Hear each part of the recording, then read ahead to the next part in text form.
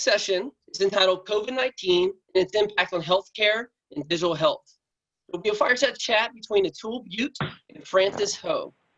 Dr. Atul Butte is a Priscilla Chan and Mark Zuckerberg Distinguished Professor and Inaugural Director of the Bakar Computational Health Sciences Institute at the University of California, San Francisco.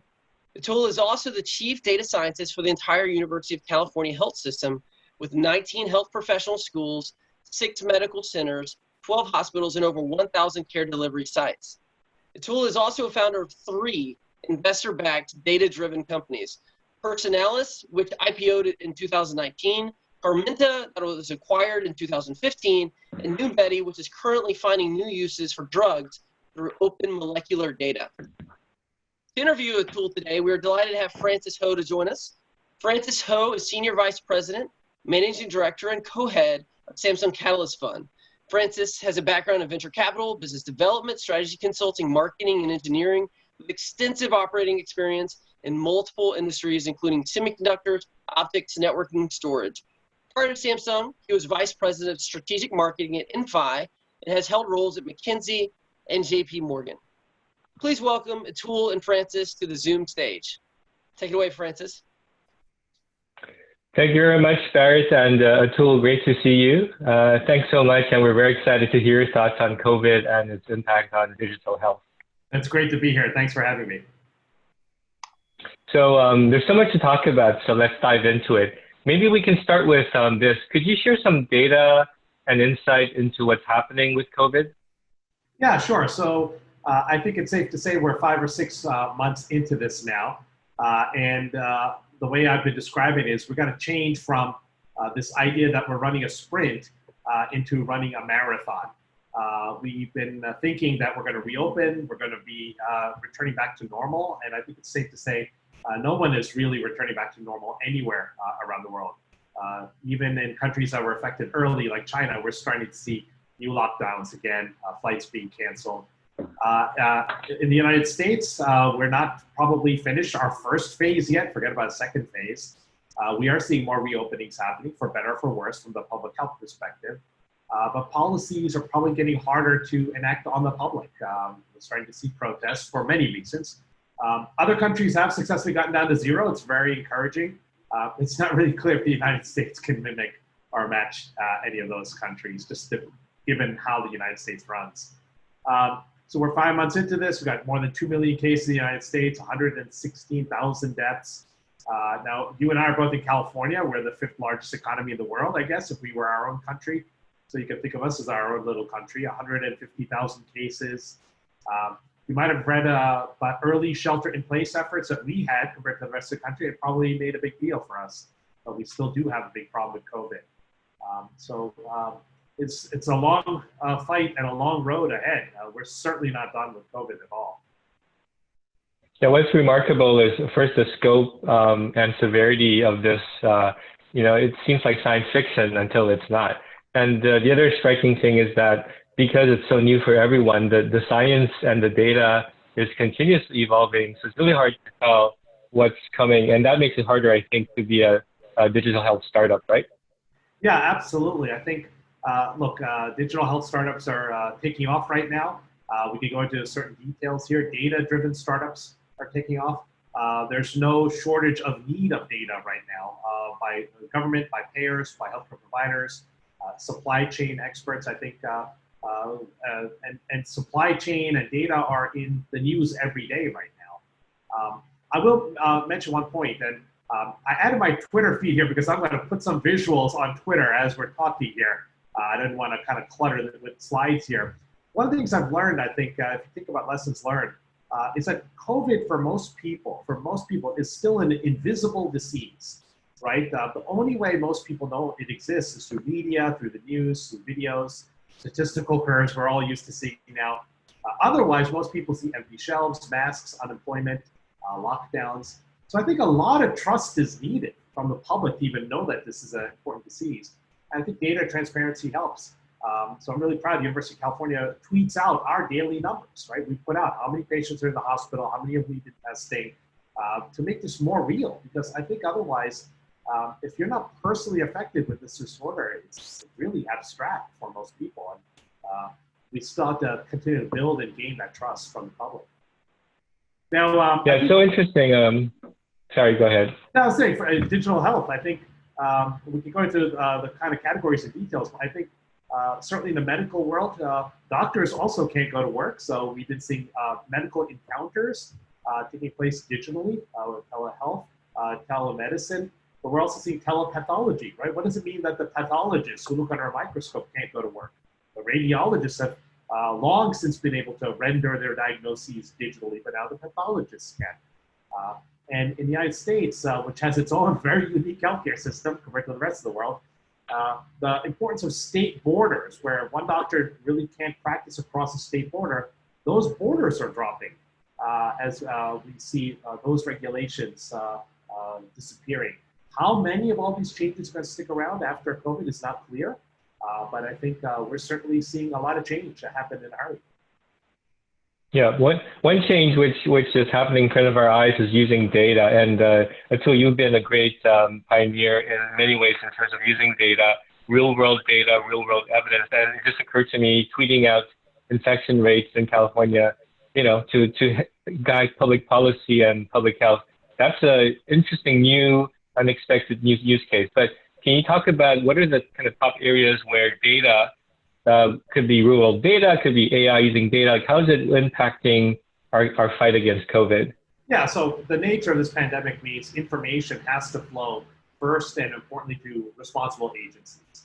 So federal governments, national governments need to know what the daily counts of things are, admissions, suspected, tested individuals. In the United States, those organizations include the Food and Drug Administration, the Federal Emergency Management Agency, FEMA, the Centers for Disease Control and Prevention, the White House Task Force. All of these get data every single day, some crudely, some electronically.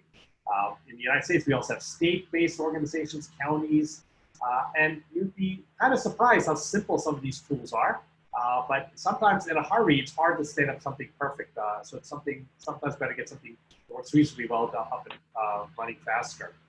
I think most people on this Zoom know about the problem we've all had with personal protective equipment, or PPEs. We have to track these, how many are we using per day, where are they needed, and those get reported. But we've already started to see some benefits. So in the University of California, because we could track all of those across our hospitals, at one point we had a major corporate donor that had extra PPEs. In California, that's not unusual because we have fires and companies stockpile some of these PPEs because of the smoke and these issues for their employees. But right now, we needed them in the hospital. So we were able to direct some of those corporate donations to the right hospital systems in our system where we saw that they needed the PPEs the most. So the routing can be done with data. But it also means, how do we get our patients to join trials? You've heard about drugs like remdesivir. We need to count how many severe patients do we have. Can we qualify for those trials? And now that the drug is approved in the United States, we have to continually defend that we want some of that drug for our patients because it's being distributed in a very unique way, a top-down federal way, divided by who has the most severe patients. So we need that data, that real-world evidence, to even get the drug to come to some of our patients. And real-world evidence certainly has been a hot topic in the Food and Drug Administration. It's certainly hot every single day. Experimental drugs are being used constantly. We've heard about steroids this week, another nice trial out that seems to show that they benefit. But blood thinners and other drugs might make a difference. And so the University of California helps inform the FDA every week or so on what our practice patterns have been over the past few months. So I think the data is certainly making a difference, but the same old problems are still there. Interoperability, how do we get the data harmonized? You call it this, we call it that. What's the standard vocabulary for this? All of those are still problems, which are always going to need solving. Yeah, an example from our portfolio is, and there's several examples, I'll give one. There's a company called Progenity, which we invested in, as you know, Atul. This is a company that does a remote cardiac monitoring of putting a patch on your chest for monitoring ECG heart rhythm, right?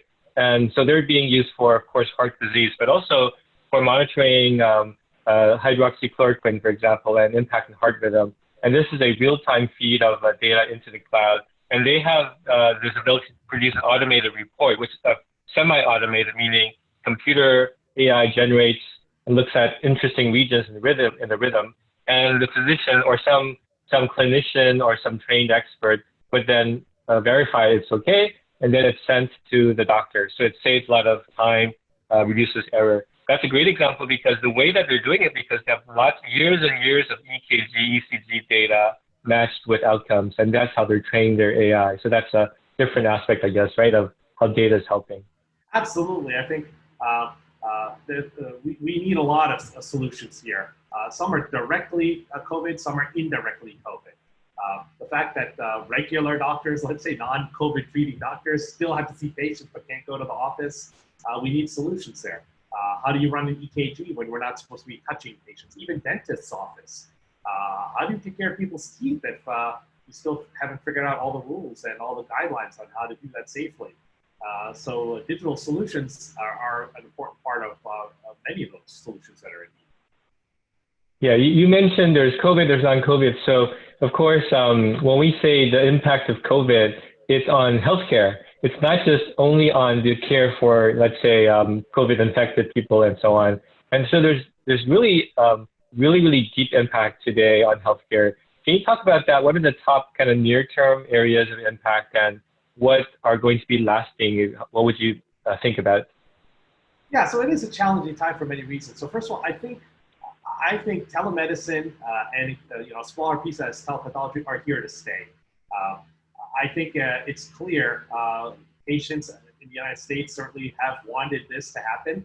We've gone from near zero adoption of telemedicine, which would be January of this year, to now currently 40% of our encounters are completed with telemedicine. At one point during this crisis, we had more telemedicine appointments happening than face-to-face easily. So is that going to go back to zero? I doubt it. It's going to be there. But how do you come up with a solution now as a startup, right, where we have a bunch of entrepreneurs on this call? I think in telemedicine, it's going to be important to go even more vertical. So mental health is one example, but there are already many mental health startups and solutions there. But think about other verticals that might need their own solutions for telemedicine. How do you get this approved over a fragmented system? Make it more appealing to the payers, to people who control those dollars. Show that it's cost effective. And make sure we're not worsening disparities. And by that, I would encourage any of you now that might need to see a doctor during this crisis to try to do this over telemedicine. And I'm looking on the participants. Many of the folks here are younger. I know you're going to get the Wi-Fi to work, but then try to complete one of these with your parents or an uncle or an aunt or even a grandparent. See how successful they are completing telemedicine right now. Let's make sure our solutions work for them too, that we're not worsening disparities, whether they're digital, racial, ethnic, or certainly age-based disparities. I think there's still a lot of solutions needed here because I've seen older individuals complete these, try to complete these telemedicine. It's very difficult, and things are going so fast over the video, it's going to be a struggle. So there's a lot of room for even newer solutions in established areas like telemedicine. I think telepathology, another one's education. I think the entire educational system, including medical education, is still going to get disrupted. We can't run classes right now. So what does that mean? Yeah, I know Coursera, Udacity, but what does that mean for medical school? So I think there are going to be verticals here that still needs solutions. That means room for entrepreneurs. And of course, if you're a digital health startup, you have to have customers, you have to have revenue. There's only a few places really to get, repeatable large-scale revenue, and these are basically, let's say, the payers and providers are at the top. So can you talk about what is the outlook for the payer and for the provider, both in the next few months and next few years, and how should the startups think about, how to adjust their plans accordingly? Yeah, so I'm going to answer this with a little bit of a U.S. perspective, though I know there's participants here from all over the world as I've been listening in this morning. So in the United States, we have some government payers. So when you're older, with Medicare. If you're poor, there's Medicaid that's distributed through the states. We have some centralized healthcare. So the Veterans Administration is one good example of that. The defense soldiers get their own. And then most of the rest of the healthcare besides older and poor, is through private companies. So you work, and as part of a benefit, you have health insurance. And those companies pay into that. These are called self-funded plans when the companies are large enough that if a company, let's say Samsung, is large enough, they're going to pool their own risk within their own employees. So right now, because many patients haven't been able to get those elements of care, let's say the mammography or the x-ray or the colonoscopy, health plans have been saving more money, right? It's been less spent. On the other side, health systems like hospitals and clinics have been losing money because we have doctors, we have facilities, and not bringing in that revenue. Some healthcare systems are having billions of dollars of difficulty right now. There have been many stories out there about this, and I think so that's where the kind of dollar disparity is right now in the healthcare system. What that in itself means we need solutions for improving the cost of care, cost effectiveness. But right now, health plans or the health insurance has more of that money, and health providers have less of that money. Now things are starting to return to normal quickly in the United States, but there's at least a quarter or quarter and a half that might not ever get recovered.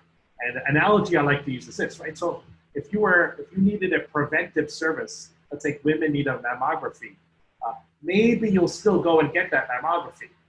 Maybe a month or two delay is not a big deal. So maybe that'll be pent up demand.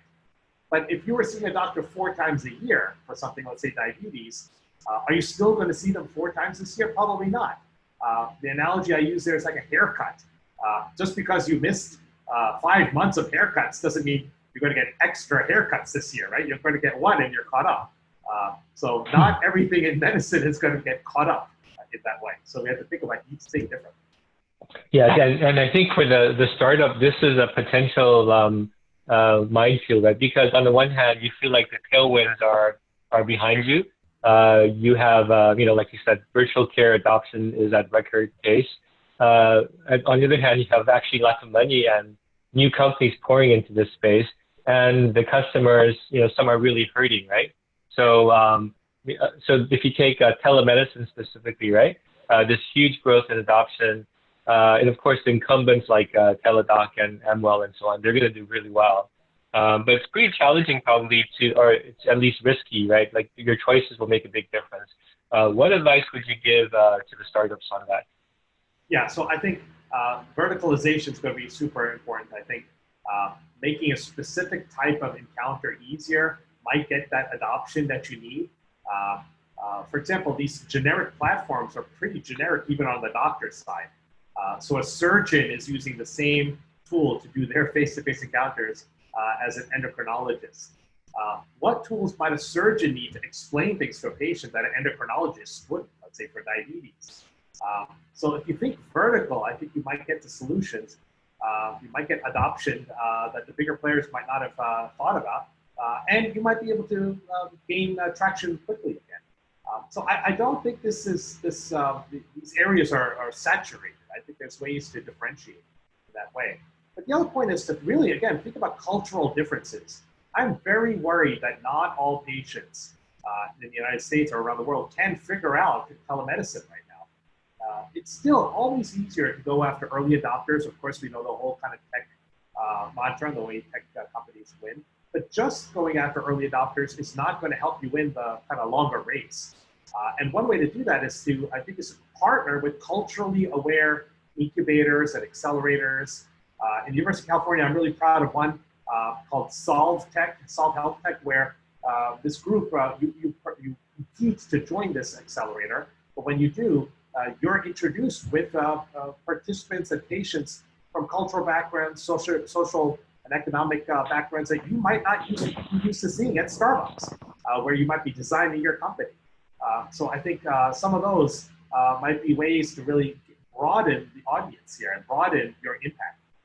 And I'm tweeting about some of these right now, so you can see how to join some of those. I think broader in terms of who could actually impact patient-wise. I think narrowly in terms of verticals that might still not have enough attention. That's a great example of like resources that are available for startups to go after. So please look for that in Tool's tweet. Before we keep going, just want to maybe invite the XCC finalists to start thinking about what kind of questions you have. Would love to get to some of your questions. But let's switch topics here a little bit, which is testing, right? Testing is a thing in the news a lot. Yeah, can you talk about that? What's going on? What are the opportunities for startups specifically? And are there too many startups there? Oh, but too many, but not enough. We still want a cheaper, faster, more accurate test, right? That's not going to go away. So okay, let's think about testing. We have two broad kinds of tests. There's a kind of test to look for the virus itself, what we call viral RNA, or PCR. Those are looking for the code, the genetic code of the virus. That might typically involve a nasal swab going in the real back of the nose, or sometimes a little bit, they work at spit kits and things like that. So that's to look for the active virus right now. We need to run many of those. In the state of California, I think we're running on the order of 15,000 of those a day. The world is running hundreds of thousands now every single day. But think about how many we need to run. For example, okay, I don't know if this is where it's going to go. Think about maybe to reopen countries, we need to test every single passenger on every single flight. How many is that? 2 million in the United States. 2 million passengers normally fly every single day in the United States. How do we get to 2 million tests just at the airport? Think about the supply chain, all that. It's a long way to go in terms of developing testing. That's one kind of test. Serology testing is the other. That's looking for antibodies in your blood to see if you've ever been exposed to this virus. So it's not a here and now, it's a history. You've seen this virus, your body knows how to respond to it. Those tests are far from perfect as well. It might, we run those tests because we have some idea that it means that you're immune to the virus. So that's another whole set of testing that's just starting to take off, but has its own set of accuracy and speed problems. There are big companies in all of these, okay? Very big companies, Roche and others, but that doesn't mean there's still room for startups there. Now, the catch is you have to be ready for regulatory approval. And what that means is what was easy 3 months ago to get emergency use authorization by the FDA is not going to be as easy now. Okay? We have some solutions. So the U.S. Food and Drug Administration, FDA, that regulates these tests, is going to be a little bit more picky. And if you were not so great even 3 months ago, they might withdraw that approval now. And we start to see that this week. So the bar is going to be a little bit higher, but there is still a bar, but there's still a need for companies to cross that bar. Yeah, so I guess we would expect that FDA is already kind of backing up on what's done earlier. And in a year from now, let's say, there probably, like you said, there'll still be room for enough of the quality. High quality is the key, right? The ones that are really highly accurate, really easy to use, very repeatable. There's kind of enough space, it seems like, for enough of these, maybe not hundreds. And the key is to have the right quality, right? Absolutely, and we need better quality and faster, cheaper. Let me just put in a sentence on, it's not just about testing. Vaccines and drugs are sorely needed as well. It is great to see today's count, 142 vaccines in development, 20 in trials, 266 drugs in development, 179 of them in trials. So clearly, it costs more to develop a vaccine and a drug, but hundreds of companies are in the space. That should tell you something, that the need is that great, that it's not just 4 or 5 companies. Everyone still thinks, many of these companies still think that they have a way to really come up with something that's going to help the world, the world's population. And that means startups can do it. The other thing about testing is that beyond COVID testing, and even after, there's clear winners in, let's say, COVID infection and serology tests, I think the behavior is likely to change how we get healthcare. So, for example, these retail clinics become more important. If you have telemedicine, getting tested somehow with minimal inconvenience is going to be important. So basically, the flow, it seems like, is riper for change now, and if startups can find out where those pain points are. What do you think about that? Yeah, so one next step or one outcome of all this could be, let's say, the partitioning of healthcare. You get this kind of test here and that kind of imaging there. I think people have been wanting that to happen in the United States for a while. So maybe, that's part of the fear too, that if your only relationship with the doctor is virtual, then are you willing to switch virtually to another doctor, right? How much loyalty do you have to that doctor? How much loyalty do you feel they have that. There is still the importance of branding in the United States. I think a lot of medical choices are determined by branding, right? Who's in the top 10 list or top 20 list? Will the importance of branding continue, or will it go away? These are still open questions. We don't know. Does telemedicine add that much of a convenience that you can switch? Can you pull your medical records out? All of those are tech problems that might need tech solutions and could still change how the landscape of medicine in the United States. I think we're getting some questions. Barrett has popped in here. Yep, absolutely. Thanks, excuse me, Atul and Francis. Atul, I think you're the only speaker so far that has tweeted and spoke at the same time. I think we're super impressed with your I got some magic tricks here. So actually, let's go to Joy with a question. Can you speak about the role of other types beyond direct virus detections in serology? For example, understanding host immune response via WBC differential to predict severity of infection and screen. Yeah, great question, because right now, as you've seen in the news and in stories, your outcome having this virus is very different. There's still thousands, tens, hundreds of thousands of people who don't even realize they've had the virus, and some that are incredibly sick. And so the world is still looking for ways to predict which one are you going to be with this virus. If you come into the emergency room, are you going to be very sick, or are you going to be able to get sent home? So any of those kind of predictors are still helpful, but I think they're going to need to be robust, right? They're going to have to be developed, let's say, in 1 or 5 or 10 hospitals, and then tested over many. And right now, we've seen many papers, many academic papers showing these types of predictors or classifiers. This blood test, it could be white blood cells or LDH, or some of these blood tests seem to make a difference, but they haven't taken the extra step to show, yes, it doesn't just work in a hospital or these hospitals, it works in a lot of hospitals. So I think those kinds of trials, especially prospective trials, are going to be important, because we've seen a lot of retrospective. So yes, we're going to need other types of classifiers and machine learning and other kinds of blood tests, but they should now be tested in a little bit more robust way as well. That's going to be the next bar for us. Right on, Atul. I'd like to ask you to put on your founder hat for a moment. You know, you've founded multiple companies. You're currently a founder of a company. What advice do you have for the founders in the room, you know, as they adjust to all the changes brought on by COVID-19, that being in healthcare and otherwise? What's some general advice you have for founders as they navigate these choppy waters? Yeah, so especially in healthcare, which, you know, that's the area I know. What I would say is find the real unmet need first. Real unmet need. It takes time to learn what those are, right? You got to have patience because it takes time. It's not the superficial uses. Those have been solved. We have lots of solutions there. So get help from more real doctors, real players in the healthcare system, not just the uncle who might be a doctor. Talk to real doctors. They're usually open about what they need. Right off the top of their head, they're getting 50 things that were frustrating in just the morning by the time you have lunch with them. So taking it further, especially in the United States, we have payers who control dollars, so providers who see patients, and then pharma and device makers who make these tools like drugs and devices. And for startups, I would recommend targeting one of these. It's much harder to try to think about helping all of them or everyone. Target one and try to help one of these big types of players, the payers or the healthcare providers or the pharma device makers. And then going after the healthiest, most tech-enabled users is not necessarily a winning solution for real impact, real significance, reaching those that need these solutions the most. So think broadly, because those are typically ones that are most ignored, might get the best gains from digital solutions. Mm-hmm. Right on.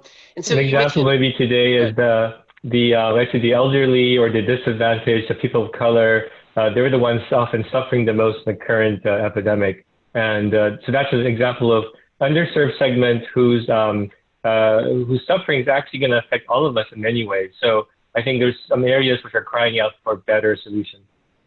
That's exactly right. And don't go just after the wealthiest who can afford your app, your device, your wearable. Real impact is going to be reaching real patients. And that means really learning who they are. And I think that will have to be our last words today. Thank you so much to Atul and Francis for this super insightful discussion, expert views on COVID-19 and how it's changing healthcare. think I can speak for everyone in the audience today. We learned a great deal today from your session. Thank you so much for joining us. Great. Thanks for having me. Thank you.